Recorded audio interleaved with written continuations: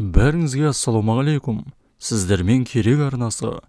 Қазақстанда күнбағыс майы өндірісінің көлемі 10,2%-ға артты. Шектеу шараларын енгізу нәтижесінде күнбағыс майының бөлшек сауда бағасы тұрақтанды. Қазақстанда күнбағыс майын өндіру мен оның экспорты көлемі артты.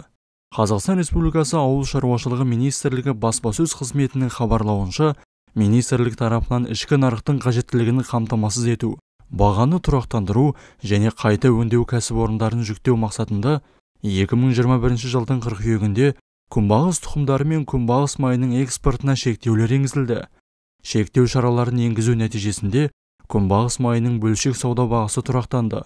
2021 жылдың қорытындысы бойынша тазартылған күнбағыс майын өндіру көлемі 2021 жылмен салыстырғанда 10,2%-ға артты. 2022 жылдың өткен кезеңінде күнбағыс майының экспорты өткен жылдың сәйкес кезеңімен салыстырғанда 4,8 есе артты.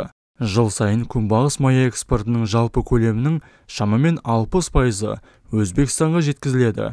Бұл ретте күнбағыс майын өткізу нарықтарының кеңеюі байқалады. Дәстүрлі Өзбекстан, Ауғанстан, Тәжікстан, Қытай елдерінен басқа күнбағыс майын Чехия, Литва, Түркия елдеріне жеткізу жүзеге асырылды.